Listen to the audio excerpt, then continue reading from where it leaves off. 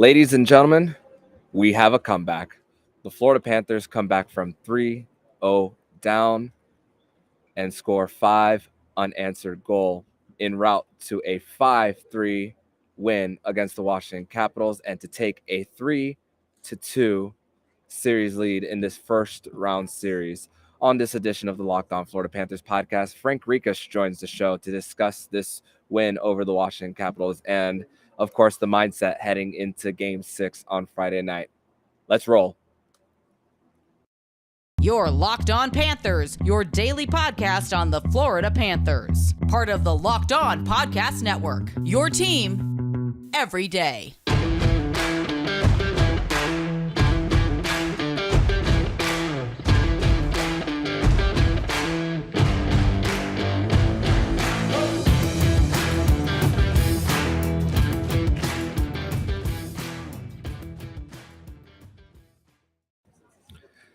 And welcome to this Thursday, May 12th edition of the Locked On Florida Panthers podcast, part of the Locked On Podcast Network, where it's your team every day. Thank you for making the Locked On Florida Panthers podcast your first listen of the day. I'm Armando Velez from PantherParkway.com, and you can follow me on Twitter at MondoMan12. Follow the show account on Twitter at LO_FLA Panthers. And thank you for making the Locked On Florida Panthers podcast your first listen of the day. Make sure to also follow the national show, Locked On NHL, and the Crosscheck NHL show with Andrew Berkshire and Mary Clark, who will be covering all the postseason activities around the National Hockey League. Cats fans.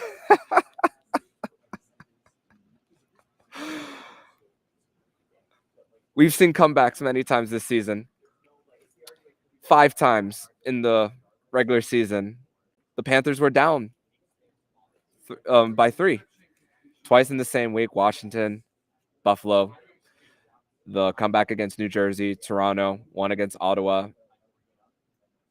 But at times it felt tonight or last night, if you're listening to this on Thursday, that the Florida Panthers might have been done at some point in the second period after Sergei Bobrovsky lets in 3 goals in his first 13 shots. Not all of them were his fault, but it looked the energy was just sucked out of FLA Live Arena after being down 3-0. But this team, they find a way consistently, though off to slow starts at times. They are never out of it, and just from now on, even if they're down 3-0 again in a position that they don't want to be in, it's never over until it's actually over, until you see 000 on the clock.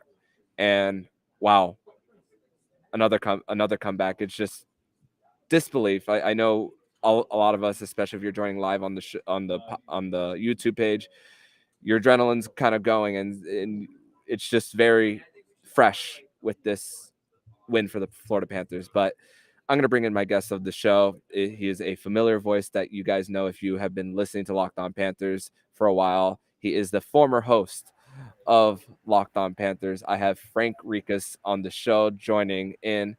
Frank, how are you doing tonight? Who can go to sleep now? I mean, this is technically, because I get up so damn early, this is past my bedtime, but I'm not ready to go to bed. What a game. What a game. Mm-hmm. And it's funny because we were just chatting through text just a few hours ago. You telling me if this goes to double overtime, I might not have to join. But hey, we didn't get a double overtime. We didn't get instead we got to come back in regulation, and just the fight that this team continues to show every shift after being down. I mean, even at times when they're not down, and even throughout the regular season, we've seen how this team gets off to slow starts at times, but it always feels like the last 40 minutes they just turn on a different level, and those mid-period adjustments that Andrew Burnett makes every single game, it just continues to pay dividends for this Panthers team. Yeah, I don't know what happens. I mean, when they went down 3-0, I sent out a message on Twitter, and I was kind of being sarcastic because I didn't have a lot of faith in the game at that point. But I go, well, we got them right where we want them. We're down 3-0. This was perfect. But sure enough, they found a way. They adjusted. The slow starts, though, I mean, that's just bothersome, and it's got to get corrected. You might be able to get away with it in this first round, but I think as we hopefully go deeper, I'm not going to be able to do that. Yeah, absolutely. And right before the right when the Washington Capitals went up 1-0, it seemed as if the Panthers scored on Samsonov. It looked like Anton Lundell had a goal to tie the game, and then the goal was disallowed. The referee lost it and blew it dead, and goal taken off the board. And at that point, I was mostly thinking this when they were down 3-0. It's like I was thinking, how awesome would that Lundell goal would have been right now, and just closing the gap, because of course, big difference between down 3-0 versus down 3-1. But man, I was kind of like thinking that in a way once they went down 3-0. What were your thoughts on the goal that was disallowed by Anton Lundell?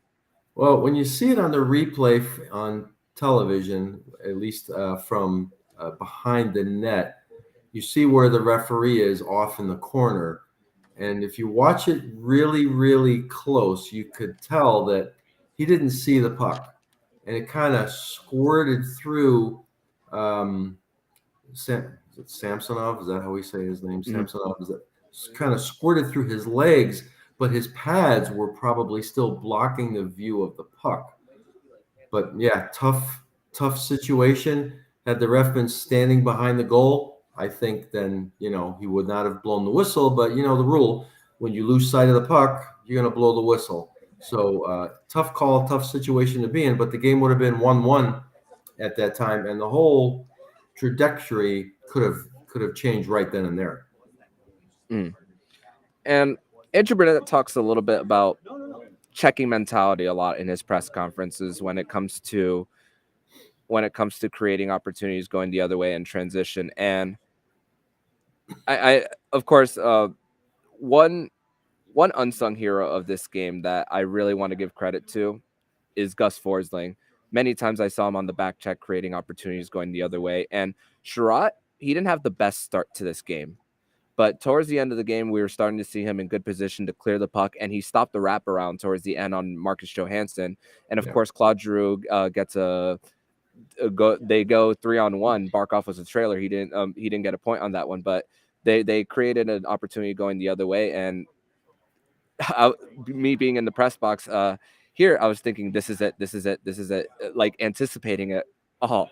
And towards the end of the game, that those acquisitions that Bill Zito acquired in the trade deadline, this is why you give up 2 first-round picks for those guys, and it paid off towards the end, despite Sherratt's not so good start in this game. Yeah, I mean, he's had some inconsistent moments for sure. I think everybody would agree with that, but I think he did have a few really good moments tonight when he absolutely had to. And I think that, Zito knew this coming in. Sherratt has typically been rather inconsistent, but I think when the big game times come, when the big plays need to be made, he's been there, and we've been fortunate. And Giroux, what can you say about him? Veteran performer, very gritty guy. He's had a lot of success since he came over. I mean, that was such a key deal to get him, and just adding another veteran who does have playoff experience, icing on the cake.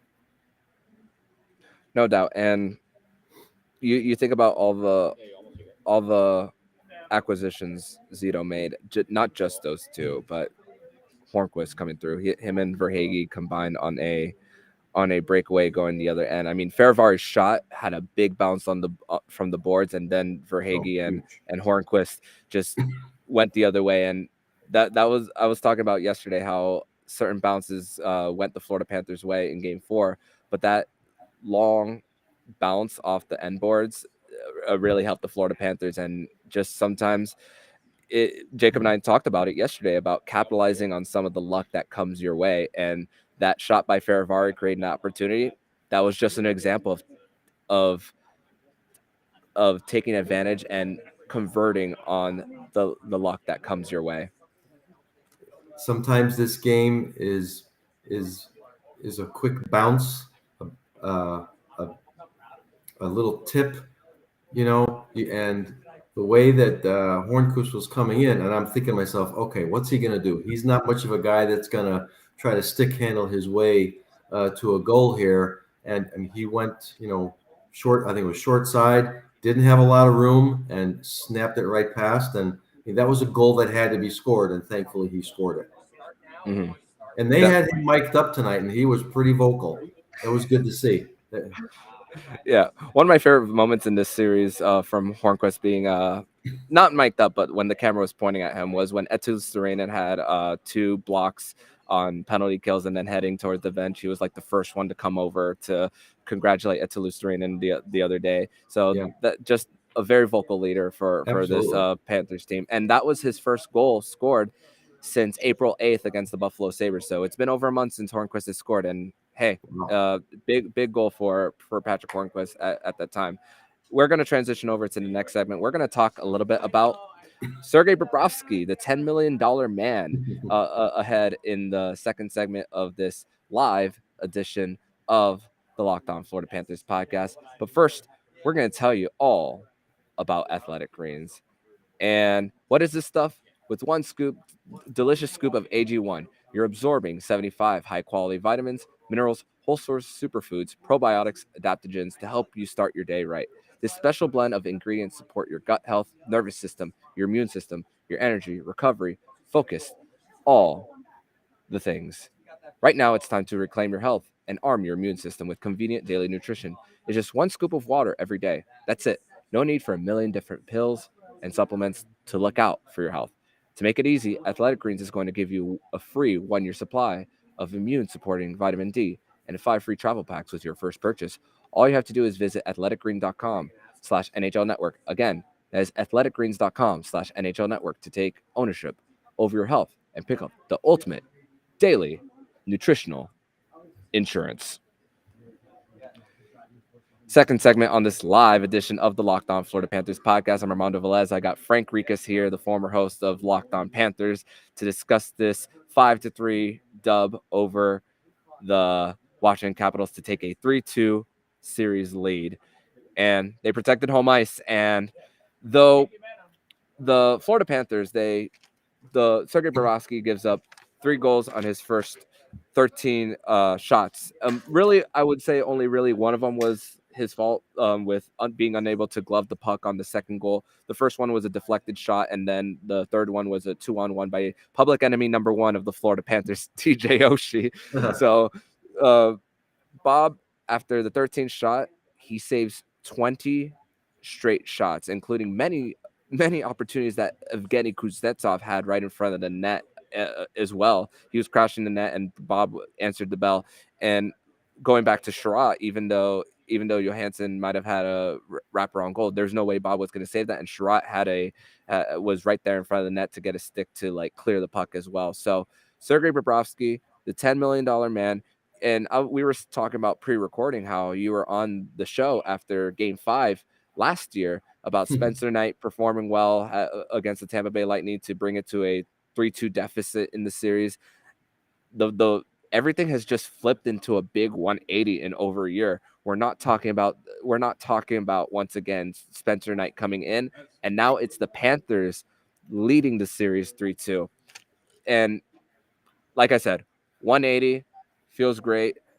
It seems like money well spent right now with Sergei Bobrovsky, and this is what Dale Talon originally paid Sergei Bobrovsky to do. And this is he made a lot of $10 million saves in this one tonight. Yeah, he had a rough start, just like the rest of the team at the beginning of the game. Like you mentioned, 1 goal was probably his fault. The tip-in, couldn't do anything about that. But after the 3rd goal, I mean, he was really, really strong. And that's what you have to be. He was there, making the big saves. His rebound control was really good. Made a few glove saves and stopped play when it was necessary to give the boys a break. But definitely earning his pay tonight with a huge win. And what's great about it is that you're going to carry this momentum not only from the overtime win the other night, a second win tonight. You want to go into Washington and you want to win in Washington. As much as home ice advantage is nice, we don't want to come back here for a game 7. That's just my personal opinion. I definitely do not want a game 7 here at FLA Live Arena for multiple reasons. Not only a series tied at 3, but my gas tank will thank me traveling down here for games. So for multiple reasons. The second one is a little bit of a selfish reason for the Panthers. But the power play, Frank, it looked a lot better. They were creating their chances. Still 0 for 16 in the on the power play. Shout out to the 2008 Detroit Lions, 0 and 16. So the Panthers, they're doing this still without a power play goal, and the Washington Capitals got yet another one. So they're still losing the special teams battle, but still finding a way to win the game. The Washington Capitals go 1 for 3. The Florida Panthers go 0 of 3 tonight, and just the 5-on-5 game. This was a great 5-on-5, and we've seen this during the regular season how this has been the best 5-on-5 team all throughout the regular season, and that has really led them to where they are, being President's Trophy winner, number 1 overall seed in the NHL. So it's crazy. Even I mean, they had to break through somehow, and it still hasn't. But hey, 3-2 series lead without one, and then still Alexander Barkov not still having his best series. Great position, and the better team, at least on paper, it's showing that they're still finding ways to pull out wins. Well, and another thing that they're doing, and maybe there's not a lot of talk of, is Alexander Ovechkin has 1 goal. And he really hasn't had a lot of great opportunities. Somehow the Panthers are finding a way to neutralize him, almost make him, I don't want to say non-existent, but he's not been a huge factor. And tonight, I don't know that he had very many chances that you could say, thank goodness he missed on that. I don't recall him getting too many opportunities tonight or even in the last game. So it's great that we're able to neutralize him, and we're fortunate that we're able to neutralize him, because if he gets going, if he gets hot, then, Washington's game is definitely going to pick up. And as far as our power play goes, there's a lot of passing going on. That's one thing that I've noticed. And I think maybe they're looking for the perfect play. They're looking for the perfect lane. It'll come around. But thank goodness that we're playing well 5-on-5, because that's been the savior with all this. It definitely has for the Florida Panthers, and 3 power play opportunities, 3 shots throughout those 3. So you would hope that the Florida Panthers would get more than just those 3, averaging 1 per power play. And of course, one of them was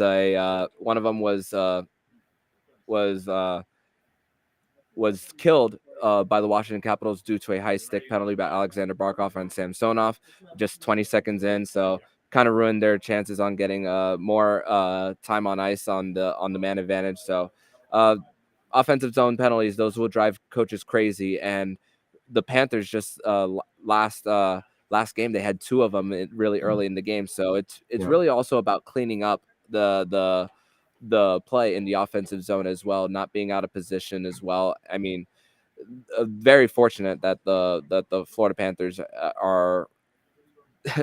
You do this against Colorado, you do this even against Tampa Bay or Toronto, it's going to be a harder time. But so right now the Florida Panthers are still in good position despite some of those little itty bitty mistakes. Yep, I guess you could say get the kinks out now, work on some of the things that we're weak at, but especially the start of the game, I think has to improve. I mean, we can't keep coming back, every other game in the playoffs from a 3-goal deficit. That's just not going to work. And things are going to get a little rowdier. Things are going to get a little crazier the deeper you go into the playoffs, and hopefully the Panthers do. So they're going to have to come out a little bit more prepared and a little bit more ready each game going forward from this point. No doubt. And And I'm sure that's something that Andrew Burnett is talking about in the locker room, especially that there is going to be at least one more home game at FLA Live Arena, regardless of what happens on Thursday. So that's a good thing for the Panthers. But hey, I'm sure that's what Andrew Burnett once again is going to be speaking about as the Florida Panthers go into Game 6 at the Capital One Arena, on which the Florida Panthers just announced that will be a 7:30 puck drop on Friday night on TBS. So so that is the game time of Game 6 for everybody listening. So Game 6, 7:30 on TBS. We're going to transition over to the third and final segment of the show, where we're going to talk about Carter Verhaeghe, the man of the hour, the man of the series, the man of the game. So many adjectives for Carter Verhaeghe. But first, we're going to tell you all about BetOnline. And BetOnline continues to be the number one source for all your sports betting needs and sports info. Find all the latest odds, news, and sports development, including this year's basketball playoffs, Major League Baseball scores, fights, and even next season's NLF futures. BetOnline is your continued source for all your sporting wagering information, from live betting to playoffs, esports, and more. Head to the website today or use your mobile device to learn more about the trends and action. BetOnline, where the game starts. Third and final segment here on this live edition of the Locked On Florida Panthers podcast. I'm Armando Velez. I got Frank Rekas, the former host of Locked On Panthers and the owner of PantherParkway.com, here to discuss this 5-3 victory over the Washington Capitals. So, Carter Verhaeghe, what a series for this guy. And 8 games of playoff experience for the Tampa Bay Lightning, only having 2 points, both of them being assists. Gets the top line minutes just immediately coming into the Florida Panthers, and just, though has been a little bit quiet towards the end of the regular season, man, he's shown to be such a great playoff performer. And I remember there was a big steal as the Capitals were clearing the zone in Game 2, creating an opportunity going the other way, and just what a series. And he's getting involved on the defensive end too, poke checking, back checking, and creating the steals for the Panthers going the other way, and that really helped on the final 3-on-1 to end the game. So Carter Verhaeghe is, we were talking about Jonathan Huberdeau, even though they lost the series against Tampa, he was leading in points for the Panthers last year after round 1. But Carter Verhaeghe, what has been the ultimate difference maker in this one. And man, let's think about this. Tampa didn't qualify this guy an offer, and this year his cap hit is $1 million for the Panthers, and they found a way to extend him before he could hit free agency too. So after this year, the Florida Panthers have him locked up for 3 more years at 4.4.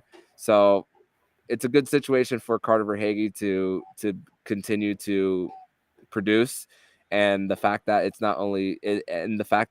beyond tonight is just an overall great feeling that the Florida Panthers know that they have this in their disposal.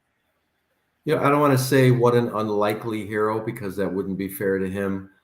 He's been a really, really good player. He's not flashy, but he works hard. He plays, a 200-foot game, like you mentioned, not only offensively, but he does, get back and back check and play defense. But man, if you're thinking about a time for a guy to step up and, show his talents, he picked the perfect night to do that. A 5-point night. I think he's got 10 series. Every series you have a player that all of a sudden just rises up to the top. And for us, it's Carter Verhaeghe and what he had. And hopefully that momentum for him continues and, keeps on going in the playoffs. But a good guy. He's been through the Stanley Cup, the whole way with Tampa. The last year he was there. So he knows what it takes to win. He knows what it takes to work hard. And hopefully he's passing that on to the rest of the boys here. And Carter Verhaeghe, he's now, the NHL.com has now updated the stats for individual points. He is tied for first in the first round with Cale Makar with 10 points through the first 5 games. I mean, Cale Makar did it in less games with 4. So, wow, what a series for Cale Makar. He's just that guy is just incredible. A Norris candidate, that's for sure. Also, I know plus minus isn't the end all be all for the Panthers, but Gus Forsling is tied for the best plus minus in the postseason so far as well. NHL.com has that as well. So, and Carter Verhaeghe, a 6-way tie for most goals in the postseason as well, just right behind Jake Gensel and Kirill Kaprizov. So great company that Carter Verhaeghe and Gus Forsling find themselves in through this first week and a half of the postseason. Just great company that these guys are in. Nice to be in that mix. Nice to be have some people at the top in scoring, and nice to be leading a series 3-2. And teams that win Game 5 go on to win the series 79% of the time. Mm-hmm. So that hopefully will be in the Panthers' favor. And like I said earlier, I want to win Game 6. Don't want to come back for a Game 7. I'm in complete agreement with you there. And question for you. Do you remember the last time the Florida Panthers led a series? 2012. Mm-hmm. I was in the press box for that ridiculous game that went to overtime. And the heartbreaker for the Florida Panthers at the time in Game 7 against the New Jersey Devils. That was, at that time, that was me first becoming a Panthers fan. And becoming a Panthers fan at first came with heartbreak for me.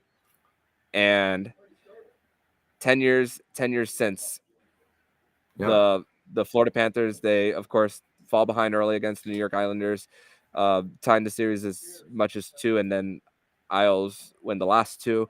They didn't have not a single chance that the Florida Panthers had in that COVID bubble. That was not a playoff team in 2020. And then dropping the first 2 games against Tampa Bay here at FLA Live Arena, well, BB&T Center at the time, and trying to play catch up. And just what a long way that this franchise has taken a turn. And of course, there was different ownership at the time for the Panthers at the time in 2012. And just Vinny Viola, his commitment to the team. This team is marketed so much better. I mean, you have paintings in downtown Fort Lauderdale and Wynwood, Miami-Dade County, where around the area where the Panthers used to play.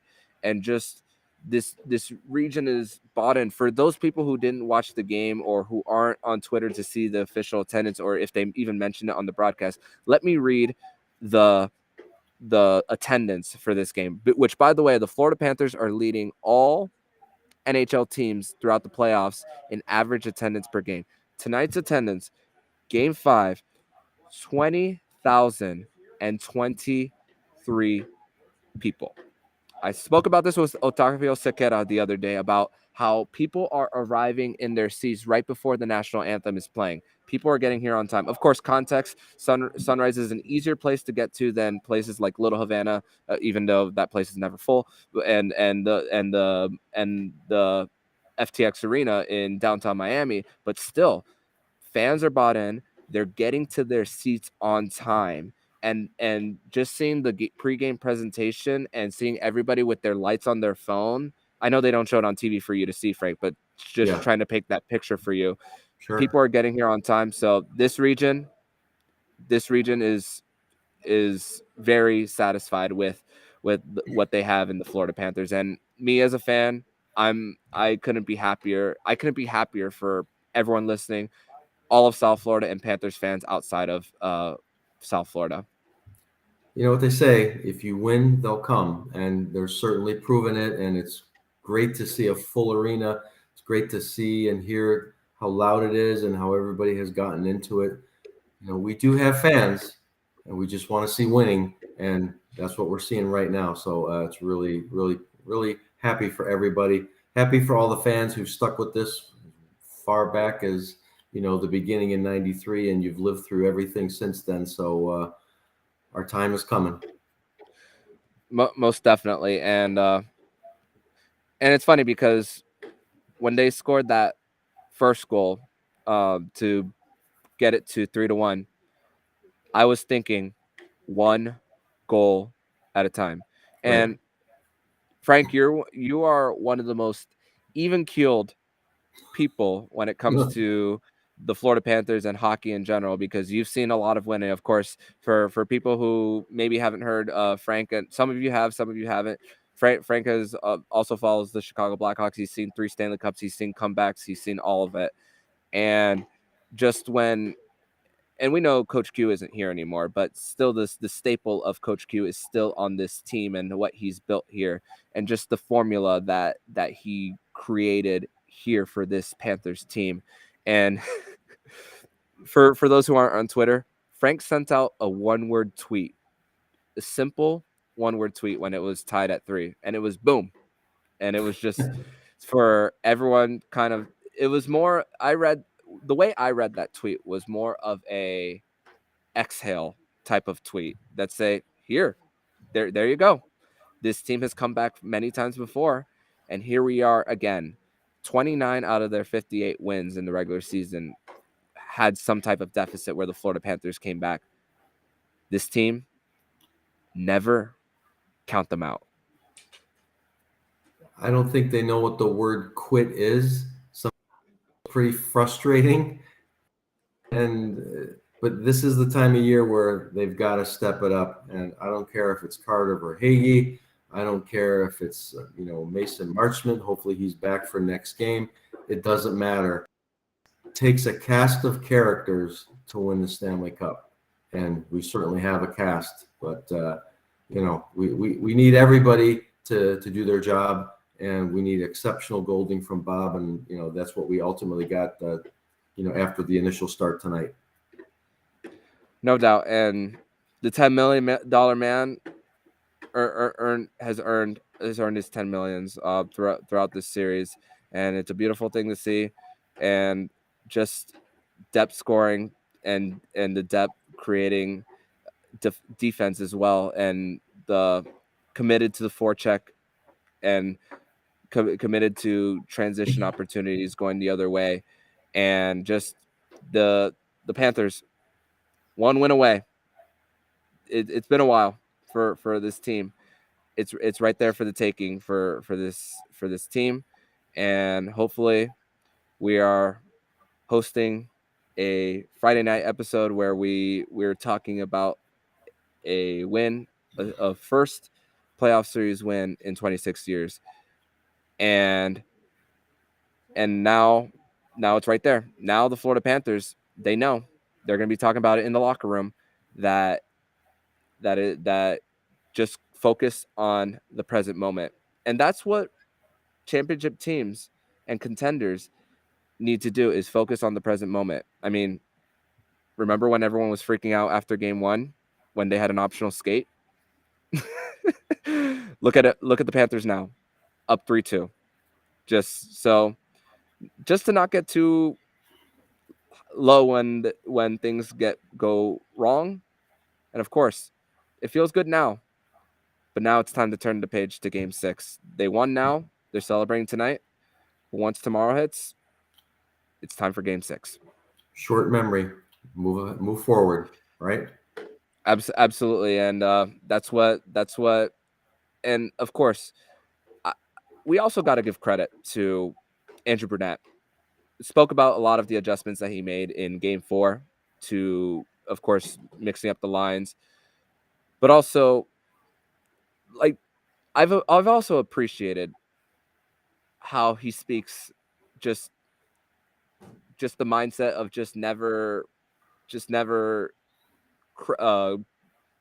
maybe breaking character is the wrong use of words. I don't know what the words are for it, but just never looking like he's in a panic. And just, of course, when you're a coach, you have to have like a straight face and just never look like you're freaking out neither.